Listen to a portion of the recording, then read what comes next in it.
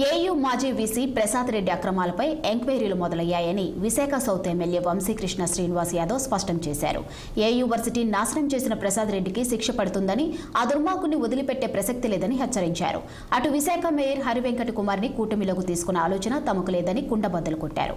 ఇక సెప్టెంబర్ 2న జనసేన అధినేత పుట్టినరోజు వేడుకలు ఘనంగా అన్ని వార్డులో నిర్వహిస్తున్నట్టు చెప్పారు ఎమ్మెల్యే వంశీకృష్ణ శ్రీనివాస్ యాదవ్. విశాఖ నగర జనసేన కార్యాలయంలో ఆయన ఈ వ్యాఖ్యలు చేశారు.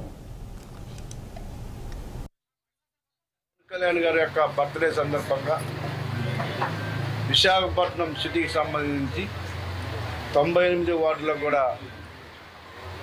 బర్త్డే సెలబ్రేషన్ చేస్తూ ఉన్నాం.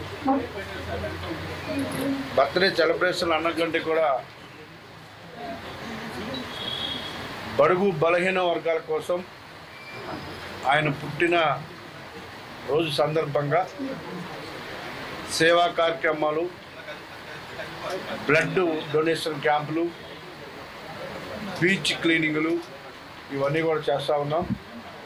ముఖ్యంగా 30వ తారీఖున విశాఖపట్నం సిటీ అంతా కూడా ప్లాంటేషన్ చేస్తాం.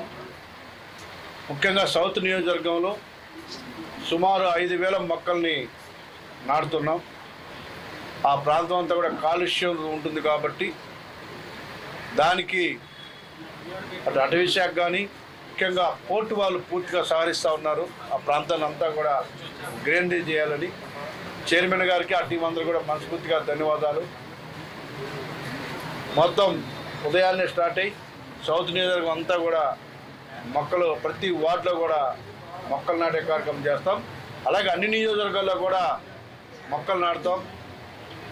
పవన్ కళ్యాణ్ గారి యొక్క ఆశయాల కోసం ఈ ప్రజలకు ఆయన ఏం చేయాలని కోరుకుంటున్నారో అదే బాటలో జన సైనికులందరం కూడా నడవడానికి సిద్ధంగా ఉన్నామని చెప్పి